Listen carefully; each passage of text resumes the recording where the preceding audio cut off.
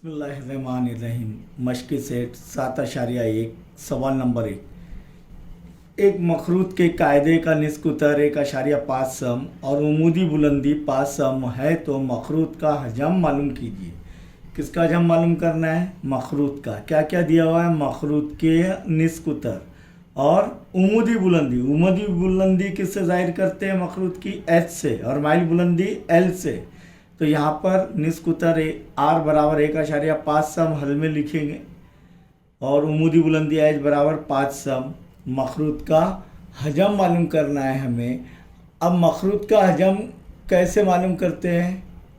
क्या है ज़ाब्ता मखरूत के हजम का? बोलिए। 1/3 पाई आर की कुव्वत 2h। तो यहाँ पर लिखेंगे मखरूत का हजम बराबर 1/3 ज़र्ब पाई आर स्क्वायर एच, यानी पाई आर की कुव्वत 2h। अब यहाँ पर आर और एच की कीमत 1.5 और 5 7 के पाड़े में आता है क्या? नहीं। तो हम पाई की कीमत क्या लेंगे? 3.14। तो यहाँ पर ध्यान दीजिए 1/3 ज़र्ब 3.14 ज़र्ब आर की कीमत क्या है? 1.5 कुव्वत 2 है तो 2 मरतबा ज़र्ब होंगे। ज़र्ब 1.5 ज़र्ब एच कितना है? 5। अब 3 और 1.5 यानी 15 3 के पाड़े में आता है तो 3 एका 3।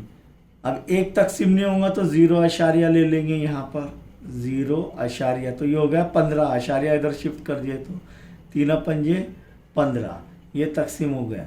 अब बच गया है क्या?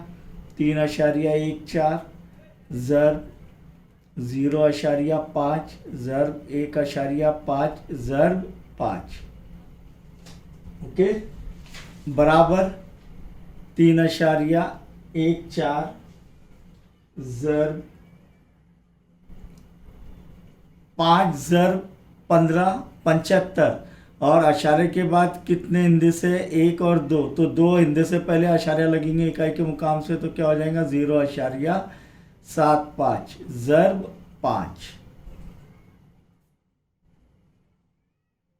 फिर 3.14 ज़र्ब 5 पंजे 25 के 5 हासिल के आए 2, 5 7 35 और 2 37 के 7 हासिल के आए 3, 5 ज़र सिफर सिफर और 3 के 3। आशारिया 2 के बाद 2 हिंदे से, तो इकाई के मुकाम से 2 हिंदे से पहले आशारिया लगेगा। अब यहाँ पर इसको इससे ज़र्ब करके रफ वर्क में ज़र्ब करने का है कि 3.14 ज़र्ब 3.75 रफ वर्क में आप पीछे इसे ज़र्ब कर सकते हैं। तब इसका जवाब क्या आएगा? 111 इसका जवाब क्या आएगा? 11.79।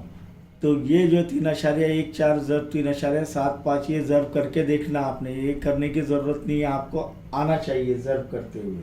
लेकिन मखरूत का हजम है 3, तो तब इकाई क्या रहेंगी? मकब काय में दिया हुआ है, मकब इकाई, इकाई काय में दी गई है? सम में, तो मकब सम। इसीलिए यहाँ पर हम लिख सकते हैं कि मखरूत का हजम, इसीलिए मखरूत का हजम 11.79 है, ओके। अब अगर 22/7 से लेते थे पाई की कीमत तो 11.785 ही आता था, 11.785। तब भी ये तकरीबन क्या हो रहा है? 11.2 अशारे के बाद 2 हिंदे से तक लेना है हमें, तो तब क्या होगा?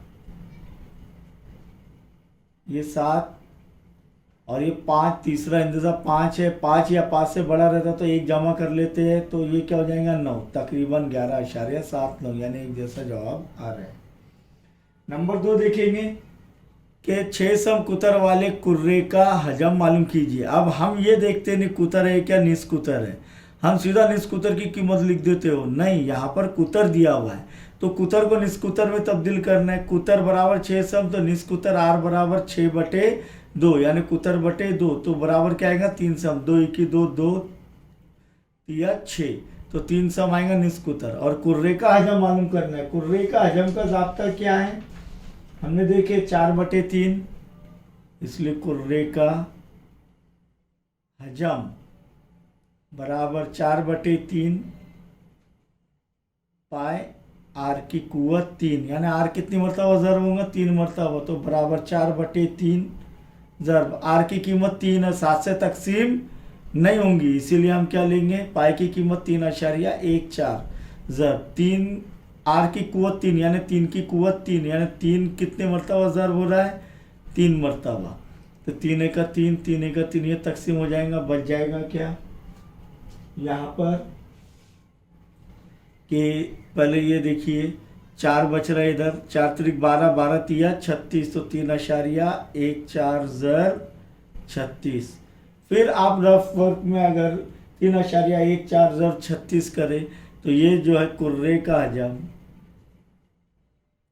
हमें हासिल होगा 103.04 मकब, क्योंकि इकाई हमने देखे हुए हजम की इकाई मकब इकाई, लेकिन इधर सब में दिया तो मकब सम, इसलिए कुर्रे का हजम क्या आएगा 113.04 सम।